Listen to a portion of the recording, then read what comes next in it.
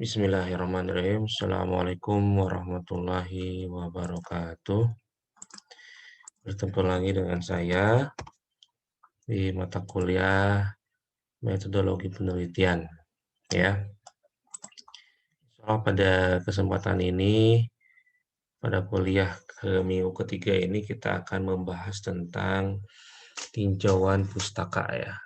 Tinjauan pustaka, bagaimana sih kalian memilih kajian-kajian pustaka dan strategi-strategi dalam memilih pustaka untuk proposal penelitian, baik melakukan penelitian itu sendiri.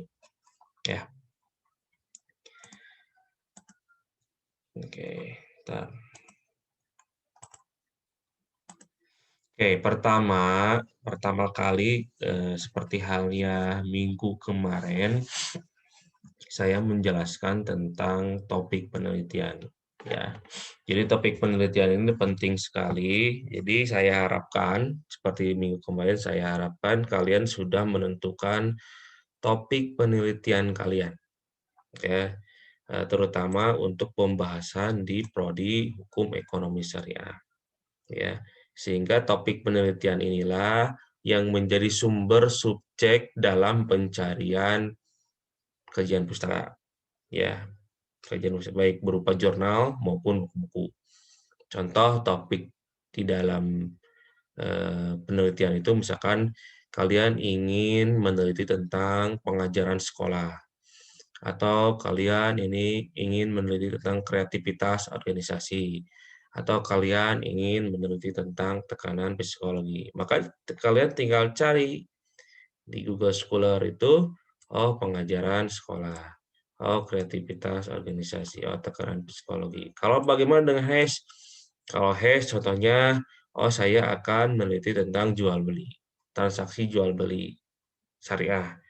Itu ya. Kemudian kalian ingin meneliti tentang keuangan syariah, atau kalian ingin meneliti tentang pemasaran syariah, atau kalian ingin meneliti tentang implementasi akad syariah, ya, atau kalian ingin meneliti tentang pegadaian syariah. Pegadaian apanya yang akan diteliti? Manajemennya kah, ataukah pemasarannya kah, akadnya kah, gitu kan? Itu adalah topik penelitian, ya, topik penelitian yang seharusnya kalian itu sudah memiliki pada saat ini, ya. Kemudian topik inilah yang nantinya yang menjadi gagasan utama yang harus dipelajari dan dieksplorasi oleh peneliti. Jadi cari-cari topik bukunya, cari kalau ada jurnalnya. Jurnal mungkin harus 10 ya. Kalian cari 10 jurnal ya, baik berbahasa Indonesia maupun berbahasa Inggris yang cocok untuk penelitian kalian, yang setema dengan penelitian kalian, ya, pelajari. Kemudian salah satu cara untuk memperoleh pemahaman mengenai topik penelitian adalah dengan menulis judul yang jelas dalam proposal penelitian. Ini salah satu strategi dalam menulis jurnal atau menulis penelitian atau proposal yang efektif adalah kalian tempatkan topik penelitian kalian di depan kalimat. Misalkan analisis jual beli diamond game dalam perspektif muamalah, ya. Nah, itu kan berarti topiknya jual beli, produknya games online. Nah, atau kalian ingin meneliti tentang pasar muamalah, ya. Anak pasar muamalah yang kemarin ya lagi viral itu, berarti analisis tentang kegiatan pasar muamalah. Nah, topiknya itu pasar muamalah. Ya, berarti kalian ingin meneliti tentang kegiatan pasar muamalah atau analisis transaksi jual beli dengan menggunakan dinar dirham. Nah, berarti sudah jelas orang yang bacanya, yang lihatnya reviewer, kemudian penguji, pembimbing, oh tahu, oh dia ini meneliti tentang apa, sudah jelas, ya. Jadi nggak kemana-mana nih, banyak juga bingung si judul-judul itu apa sih ini maksudnya gitu ya. Analisis pengaruh pengaruh jual beli terhadap pendapatan, ya. Jawabnya tidak pendapatan. Kemudian isinya kualitatif, padahal itu depannya pengaruh. Isinya kualitatif, tidak ada hitung-hitungannya, hanya deskriptif. Nah, itu kan nggak jelas juga ya. Jadi antara judul itu sangat menentukan, judul penelitian, karena dengan judul penelitian itu orang tertarik untuk baca.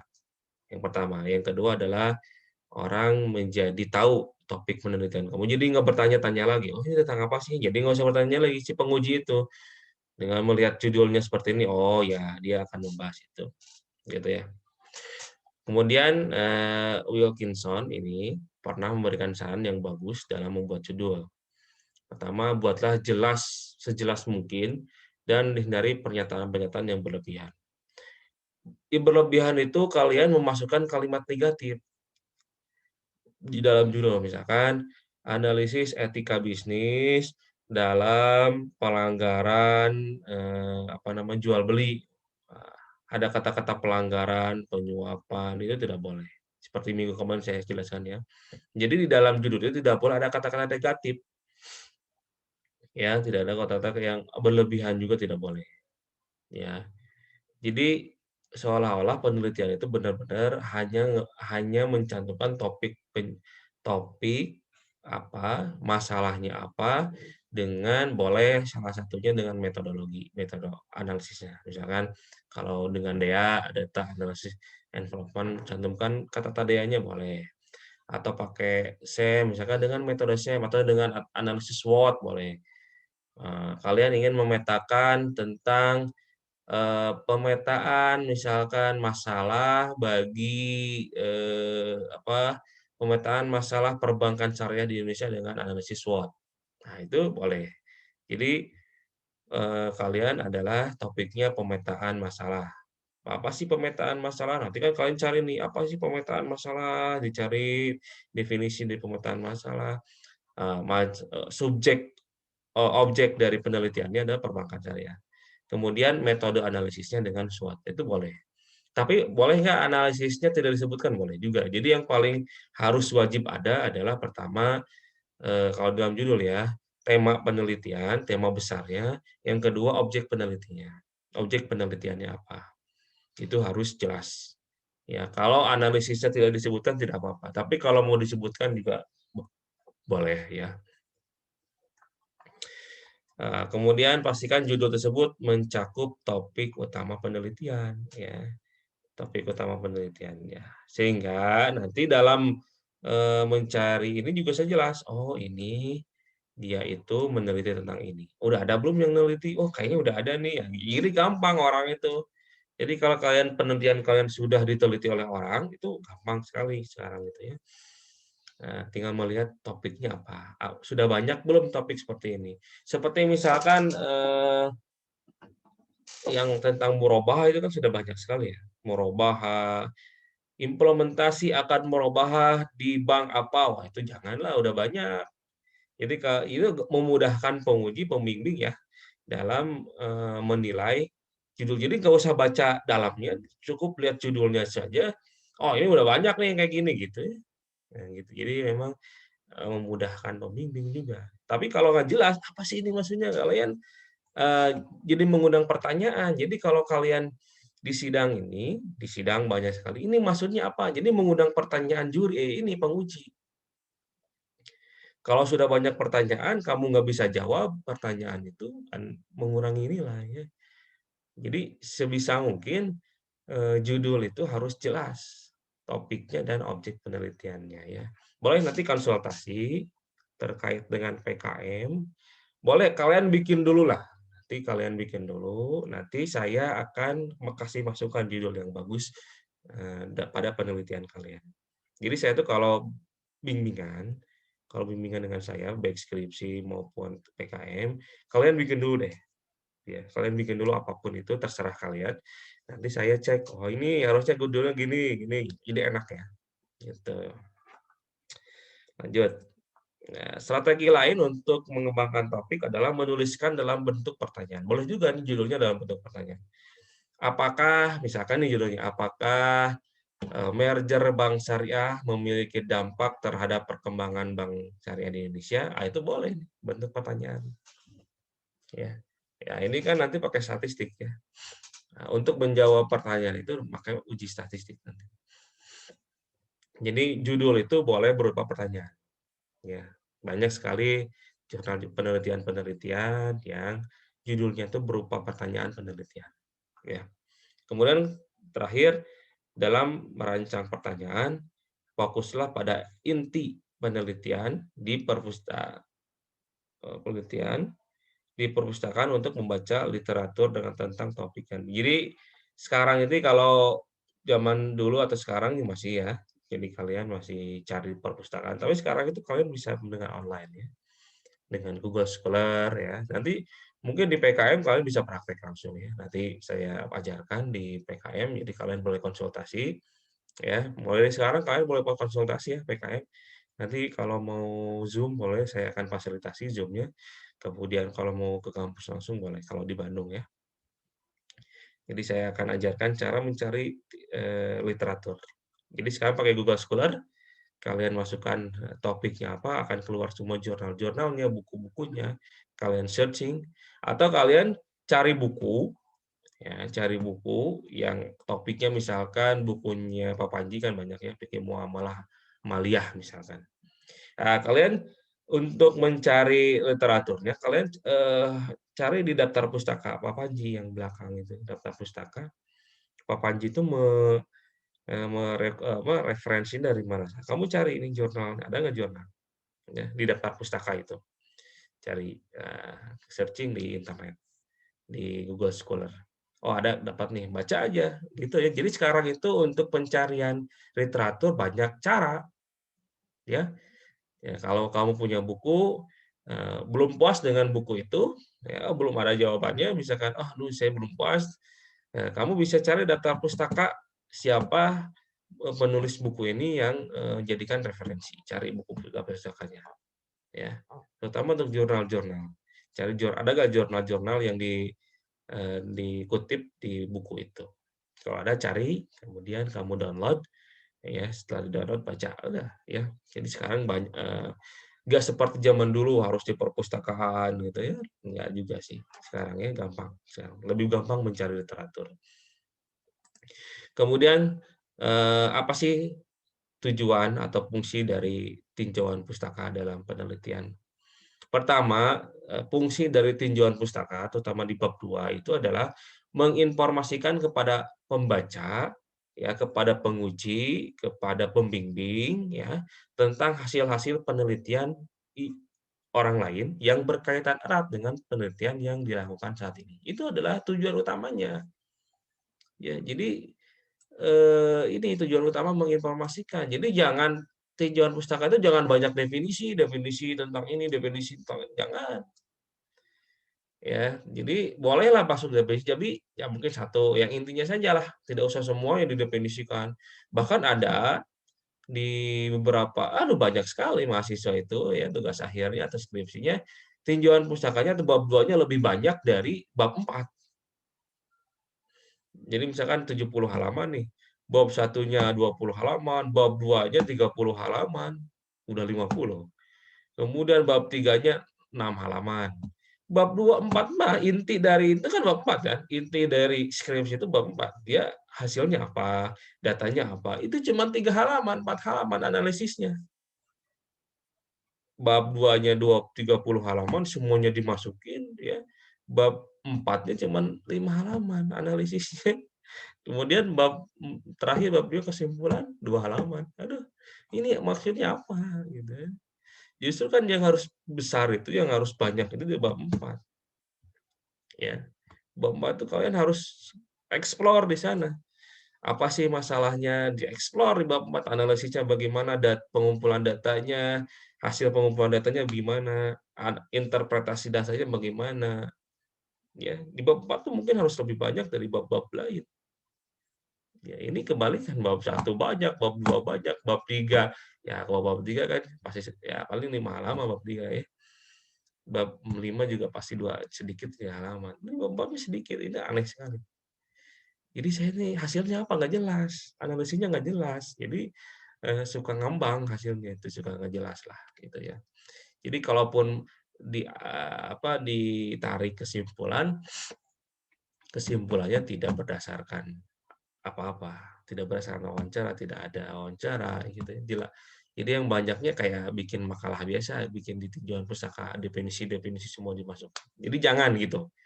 Untuk kelas ini jangan kayak gitu. Skripsinya saya nggak mau lihat bab 2 lebih banyak dari bab 4. Bab 2 cukup ini.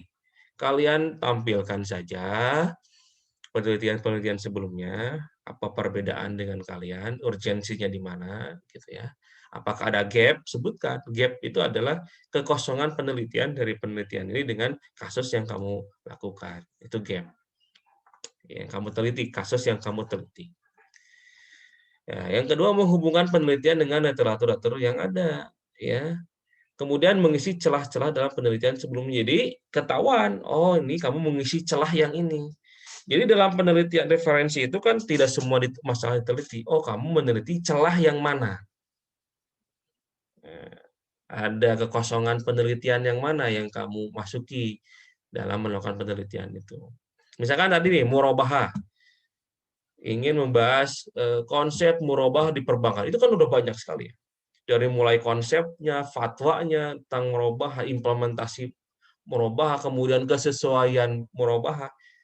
Apakah transaksi bank syariah sudah sesuai dengan fatwa? Nah, itu kan banyak itu penelitian. Nah, kamu mengisi kekosongan yang mana yang belum tentang murabahah ini, ya gitu kan. Kalau kamu sudah menjelaskan di tinjauan pustaka, mesti banyak yang meneliti, oh ada slot yang kosong, itu bisa tuh.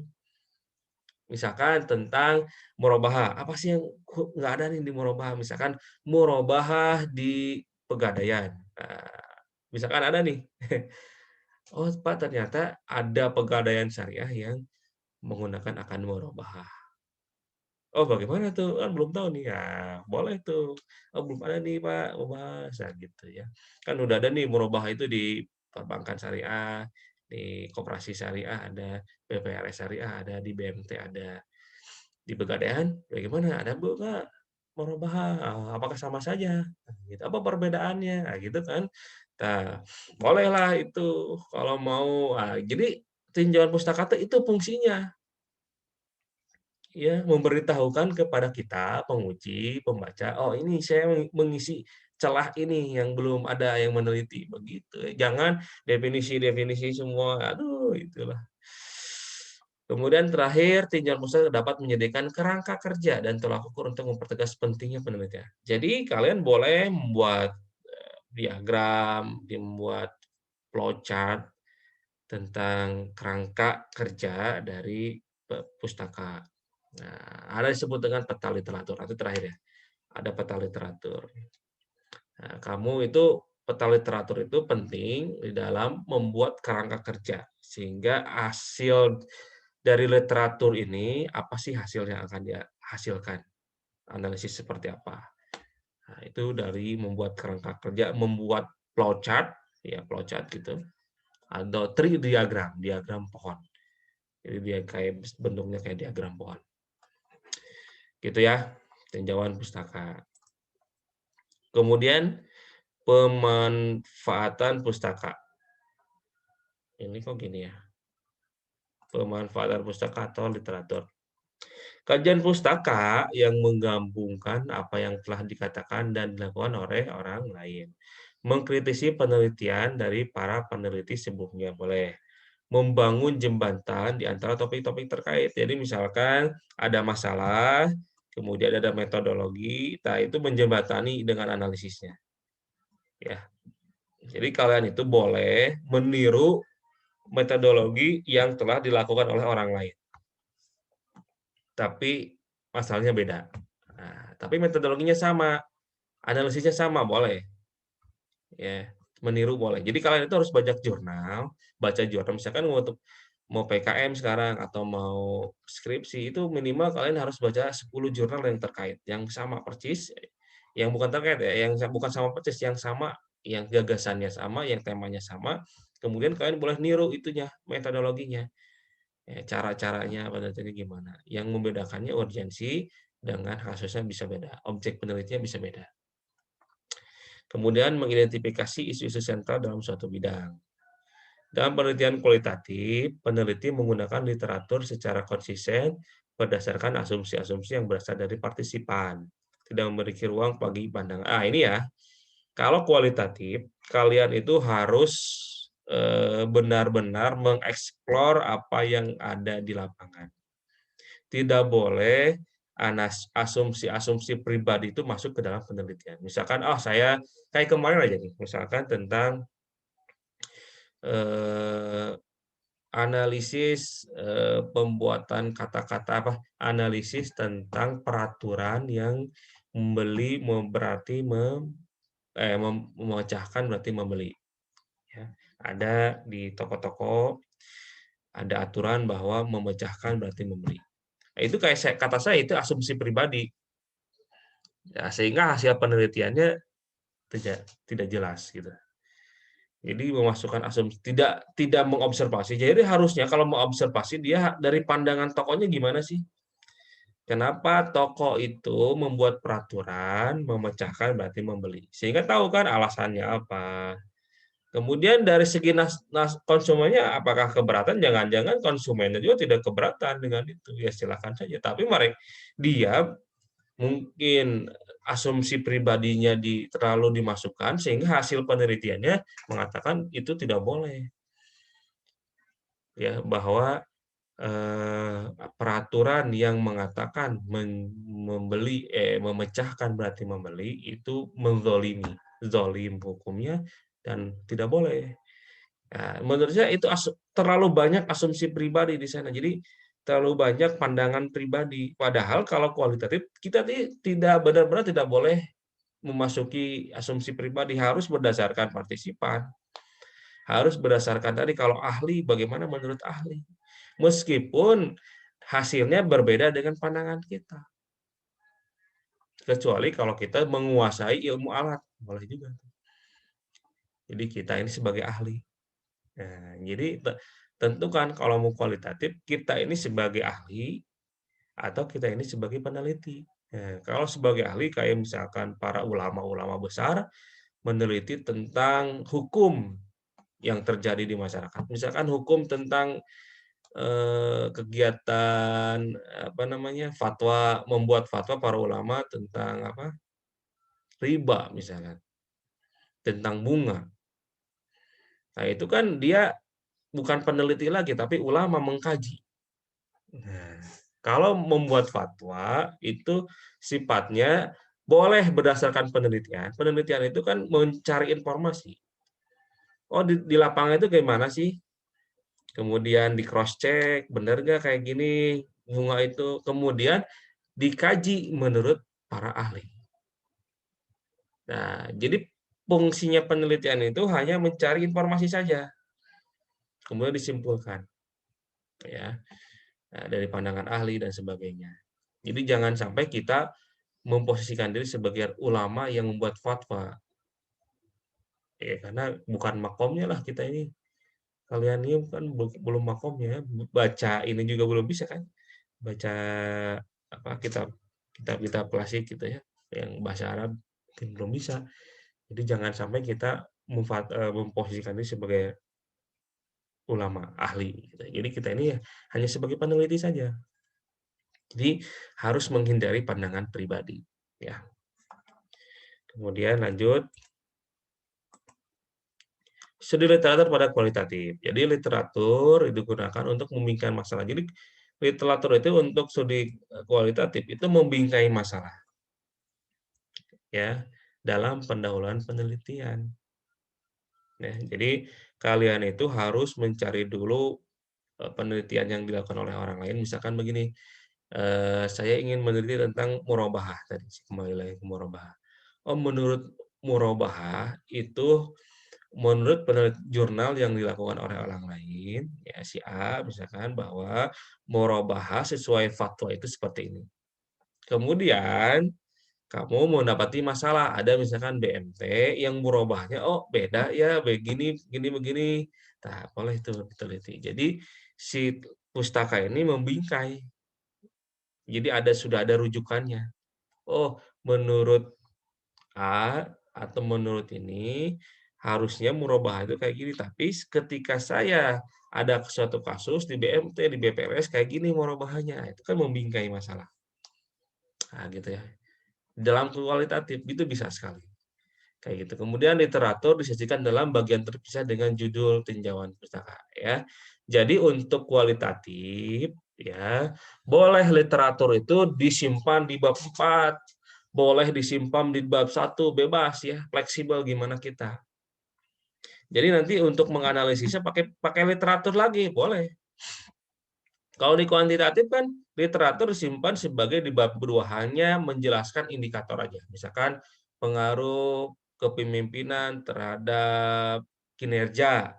Berarti tinjauan pustakanya bagaimana indikator kepemimpinan, bagaimana indikator dari kinerja dijelaskan. Ya, apa definisi operasional variabelnya? Ukurannya apa? Kalau mau kuesioner bagaimana untuk mengukur kinerjanya, mengukur kepemimpinannya, gitu kan? Tapi kalau kualitatif, literatur bisa menjadi tadi alat analisis. Tapi kan kalau kuantitatif tidak bisa. Kalau kuantitatif alat analisis tadi statistik, data-data semua. Kemudian setelah keluar hasilnya diinterpretasi data, apa sih maksud dari data ini gitu. Kalau kualitatif bisa disimpan di bab 4 sebagai alat analisis. Nah, misalkan tadi ada banyak nih dari klasik, pendapat ulama, pendapat dari jurnal-jurnal disampaikan, oh dimasukkan lagi di bab 4 untuk sebagai perbandingan analisis gitu ya. Jadi bab 4 itu lebih fleksibel ya. Kemudian literatur disajikan di akhir penelitian, boleh juga tadi ya di bab 4, menjadi dasar untuk membandingkan atau membedakan temuan-temuan penelitian kualitatif. Jadi pada intinya untuk kualitatif ya pustaka atau literatur itu ditempatkan lebih fleksibel. Bisa di bab 1 juga boleh. Misalkan kalian menyimpannya ini tergantung pada sudut pandang peneliti ya.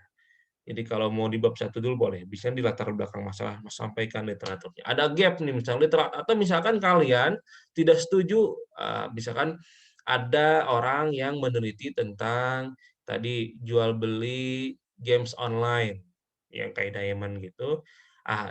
Menurut penelitian sebelumnya itu games itu dibolehkan, disah. Oh, ternyata sah misalkan. Bahwa hasil penelitiannya menurut para ulama gitu ya, menurut literatur, menurut wawancara ahli bahwa jual beli itu sah dan diperbolehkan. Kemudian kamu tidak setuju, oh saya nggak setuju nih, menemukan hadis baru atau menemukan tafsiran baru tentang syarah hadis, tentang wawancaranya. Kamu membuat penelitiannya di latar belakangnya literaturnya itu boleh di pendahuluan. Ya. Jadi bahwa saya ingin meneliti ini berdasarkan literatur yang mengatakan, hasil penelitian yang mengatakan bahwa jual beli online itu dibolehkan. Maka gitu ya. Menurut pandangan saya ada sesuatu misalkan yang di yang tidak dilakukan oleh penelitian sebelumnya, yang akan dilakukan oleh kamu. Sehingga hasilnya bisa beda. Nah, itu kan pembantahan. Jadi untuk kualitatif itu tergantung dari sudut pandang mana saya akan meneliti. Jadi bisa di awal, bisa di latar belakang masalah, bisa di akhir penelitian literatur itu ya. Jadi lebih fleksibel. Tapi kalau kuantitatif ya, nanti kita bahas kuantitatif di sini. Nah, kuantitatif mayoritas studi literatur ditempatkan di awal penelitian ya. Di awal penelitian ya, untuk memberikan arahan tadi.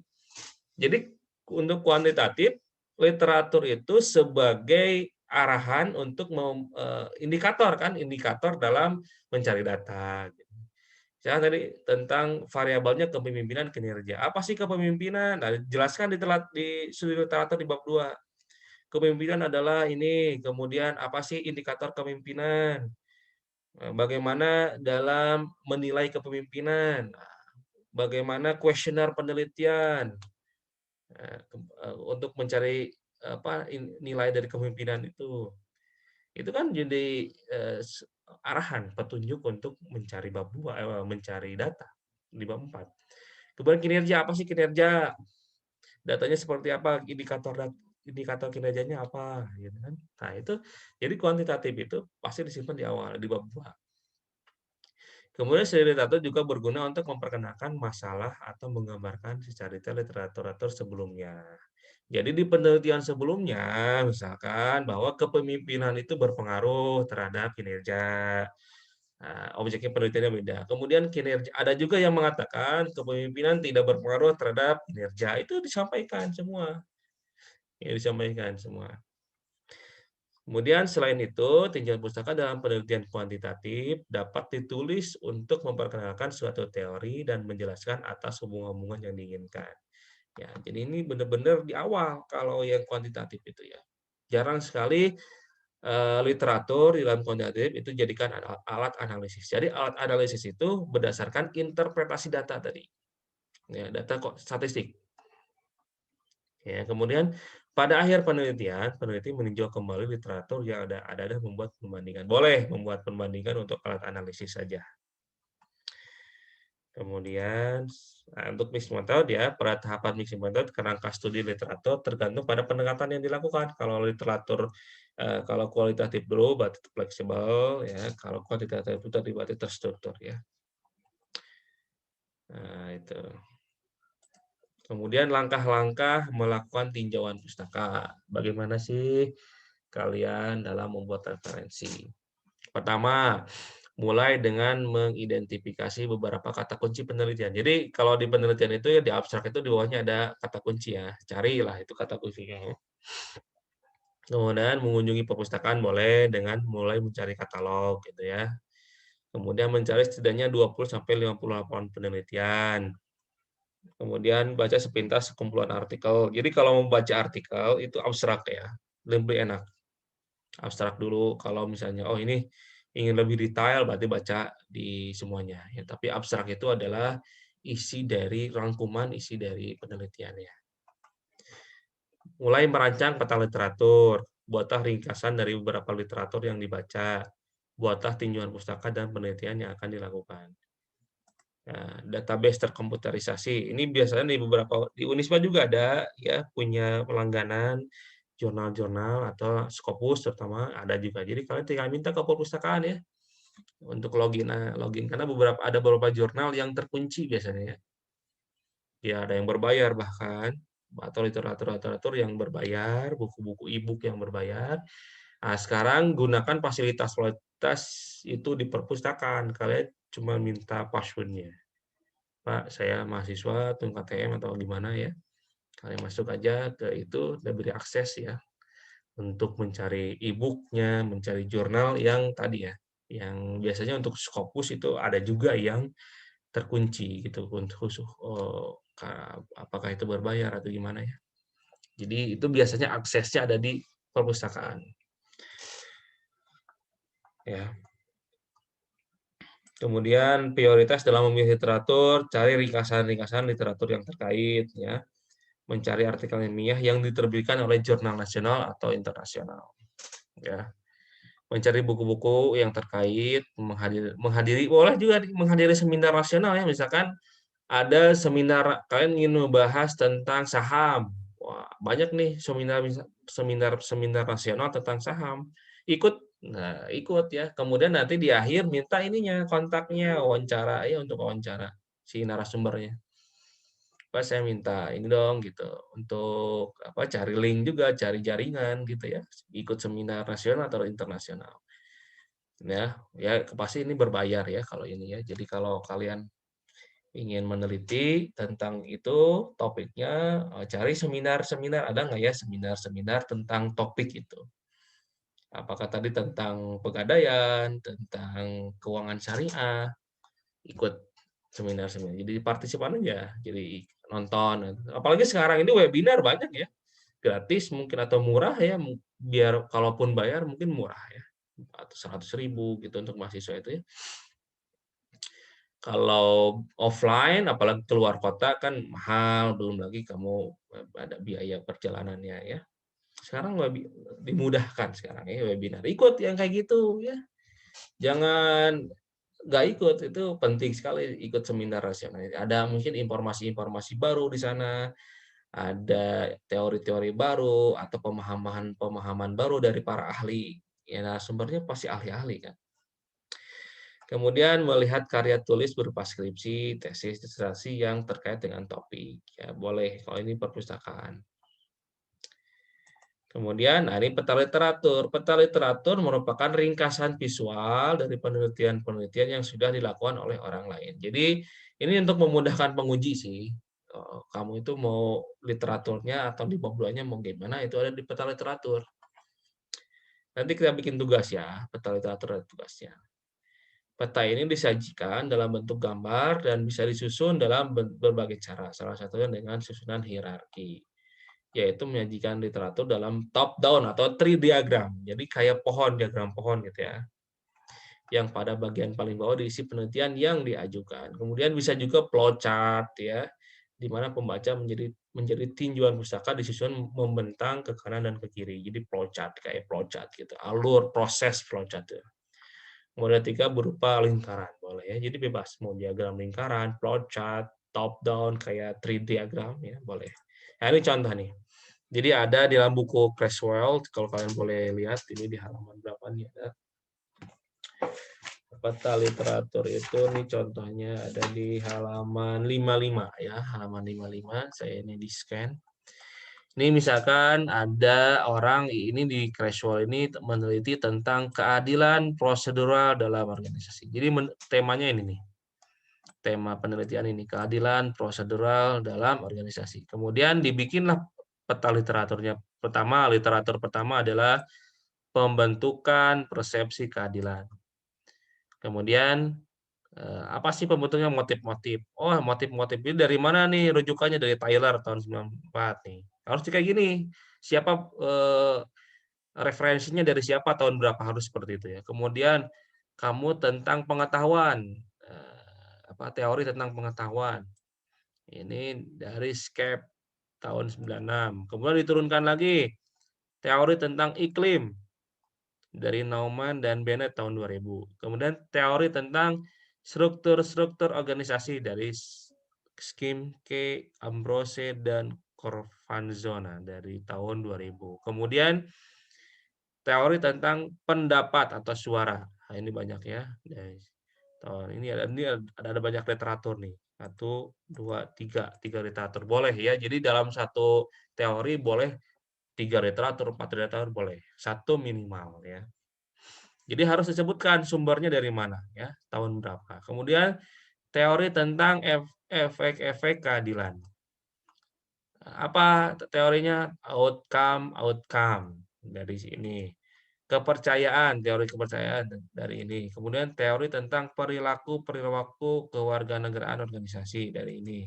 Kemudian teori tentang dukungan organisasi ini. Nah, kemudian ada teori tentang treatment yang tidak adil. Ya, ini ada 3 literatur yang ini yang dipakai. Kemudian teori tentang keadilan dalam perubahan organisasi. Penjelasannya definisi bukan divestasi dari ini. Relokasi, ada teori lokasi, sumbernya mana, sebutkan. Kredit macet, nih sebutkan. Kemudian sejarah ini ya, sejarah organisasi mungkin ya. Kepemimpinan ini dari ini ada pengambilan keputusan, oh ini sumbernya. Jadi ini teori-teori yang terkait dengan keadilan. Ya, inilah judulnya apa? Ini ya yang ingin dihasilkan ya dari ini. Yang perlu diteliti adalah keadilan dan kultur prosedur. Jadi dia ingin meneliti tentang kultur prosedural dalam organisasi atau budaya organisasi mungkin ya. Karena kan ini si Creswell ini terjemahan ya. Jadi si Creswell ini adalah meneliti tentang budaya organisasi dalam organisasi ya, budaya organisasi. Gitu. Ya, jadi kalian bikin ini peta literatur yang temanya bebas, tergantung dari tema yang akan kalian lakukan, baik di PKM maupun nanti di pembuatan proposal skripsi. Oke, bikin ya. bikin peta literatur tugasnya. Ya, temanya bebas terkait pokoknya temanya harus berdasarkan ini prodinya, ya. Hukum ekonomi, kalau nggak hukum ekonomi atau syariah, hukum ekonomi syariah. Tapi setiap orang harus beda-beda ya, nggak boleh sama. Oke, itu aja ya yang bisa saya sampaikan. Jangan lupa absen ya, jangan lupa absen. 30 menit absennya. Oke, saya tutup. Assalamualaikum warahmatullahi wabarakatuh.